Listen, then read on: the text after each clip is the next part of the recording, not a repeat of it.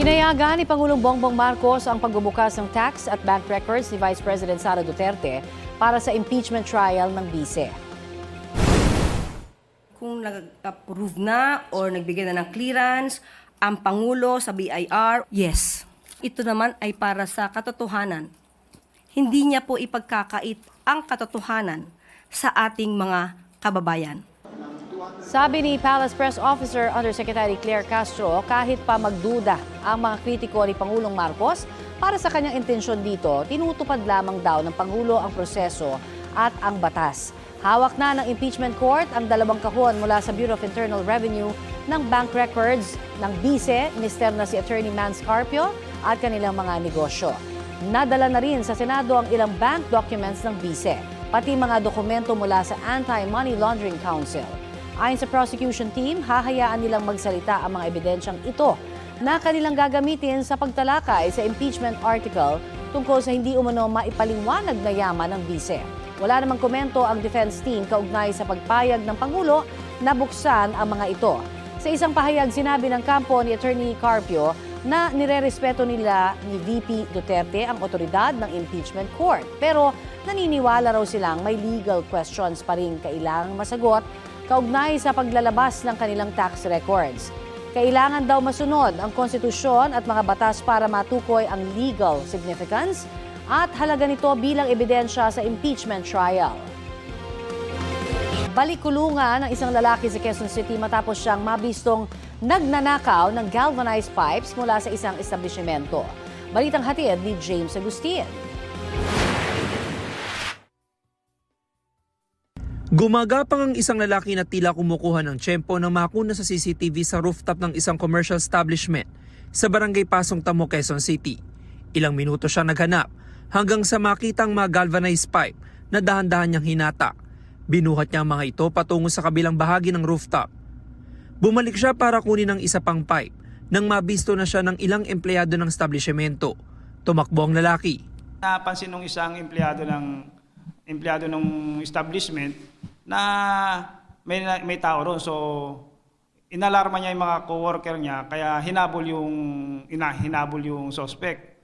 Unfortunately po, sir, nakatalon ulit yung suspect doon sa labas. Arestado ang 31 anyos sa lalaki na inabutan ng pulisya sa katabing lote ng commercial establishment. Aminado siya sa nagawang krimen. Walang-wala po kasi. Ano gagawin mo dun sa mga bakal na yan? Papakilo po sana sa junk shop. Po, sana nga po patawad lang gawa ng nagawa ko lang po, gawa ng sa asawa ko po. May sakit po kasi asawa ko tapos buntis pa po eh. Nabawi sa kanya ang ilang ninakaw na galvanized pipe. Yung mga ninanakaw niya pong bakal doon sa rooftop, itinatapon po niya sa bakanting lote. Nasaktuhan naman po ng pulis natin, nagpapatrolya sila. Nung pagtalon ng suspect, nahuli po siya doon ng mga pulis natin. Ito na ang ikapitong beses na naaresto ang suspect na dating nasangkot sa mga kasong pagnanakaw, iligal na droga at pagsusugat. Sinampahan na ang suspect na reklamong robbery. James Agustin, nagbabalita para sa GMA News.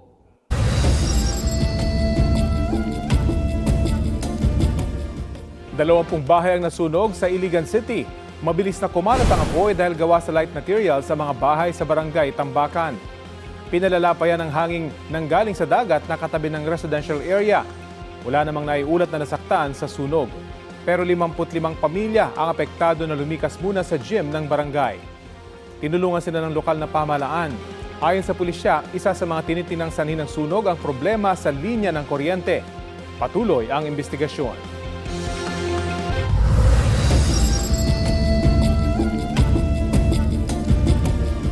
Binaril sa tapat ng kanyang bahay ang isang guro sa Santa Maria, Bulacan. Ayon sa pulisya, nakarinig ang kapatid ng guro ng malakas na putok lampas hating gabi kahapon. Nang lumabas siya ng bahay, nakita na lamang niya ang kapatid na duguan. Tumangging magbigay ng pahayag ang pamilya ng biktima sa media.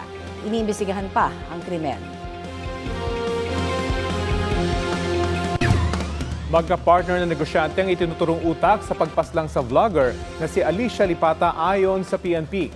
Sabi ni PNP Chief Jose Melencio Nartates Jr., lumabas sa investigasyon na posibleng nag-ugat ang krimen sa umunoy 8 milyong pisong utang at personal na alitan sa pagitan ng biktima at ng mga negosyante. Patuloy na inimbestigahan ang krimen. Hindi pa malinaw kung hawak na ng PNP ang dalawa. July 17 ang barilin si Lipata sa kanyang bahay sa Caloocan. Sugatan ang kanyang live-in partner.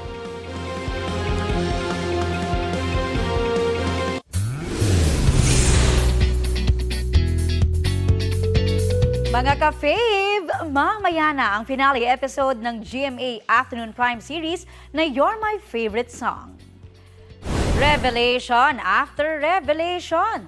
Yan ang nasaksihan sa intense finale week ng serye. Gaya na lang ng totoong pakay ni Serena played by Kazel Kinuchi kay Lolo Javi na karakter ni Buboy Garavillo.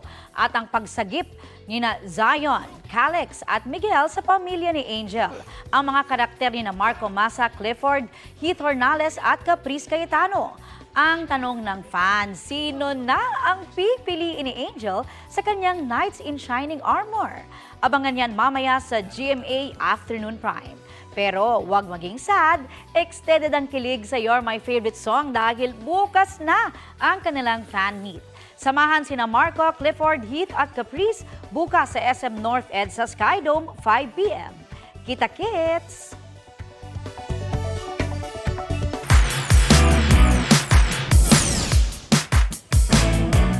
Friday na. Oy, Friday! Happy Friday! Happy Friday at marami na syempreng excited umuwi sa kanilang pamilya for the weekend. Looking forward sa mga ganyan ang isang Coast Guard personnel na nakaistasyon sa Batangas. Homesick feels dahil sa kanyang baby girl na nasa Oriental Mindoro. Papa! Papa! Kamusta ikaw, Nene?